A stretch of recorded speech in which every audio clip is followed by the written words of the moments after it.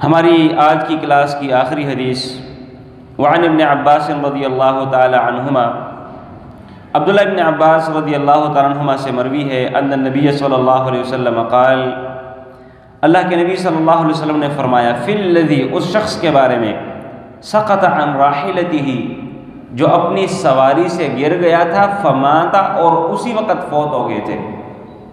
دراصل یہ حج کا موقع ہے، اللہ کے نبی صلی اللہ علیہ وسلم حج کے لیے تشریف لے جا رہے تھے۔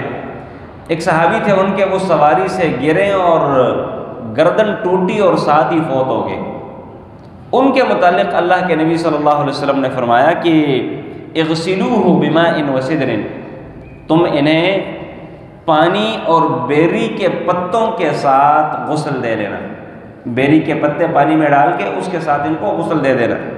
وکفنوہ فی ثوبیہ، اور انہیں انہی دو کپڑوں میں، جن دو کپڑوں کا اس بندے نے احرام باندھا تھا، ایک نیچے تہبند کے طور پر، دوسری اوپر والی چادر، اللہ کے نبی صلی اللہ علیہ وسلم نے فرمایا کہ ان کو انہی دو چادروں میں کفنا دینا، جیسے ہے اسی طرح ان کو کفنا کر ان کو دفن کر دینا۔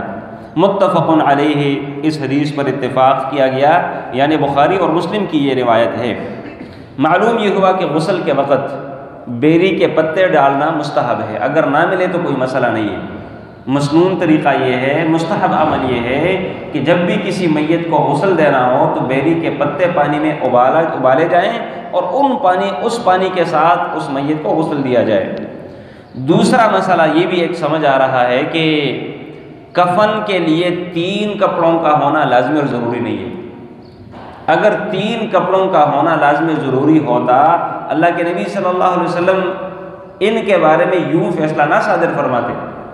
تو یوں جو اللہ کے نبی نے فرمایا ہے کہ انہیں انہی 2 کپڑوں میں کفنا دینا، اس کا مطلب ہے کہ 2 کپڑے بھی کفایت کر جائیں گے، کوئی مسئلہ نہیں ہے۔ اور یہ نہیں کہ ان کے پاس کپڑے نہیں تھے، کپڑے موجود تھے، لیکن اس کے باوجود اللہ کے نبی صلی اللہ علیہ وسلم نے یوں فرمایا ہے۔ لہٰذا 2 کپڑوں میں اگر کسی کو کفنایا جائے تو کوئی مسئلہ، کوئی حرج والی بات نہیں ہے۔ سبحانک اللہم و بحمدک، اشہد ان لا الہ الا انت، استغفرک۔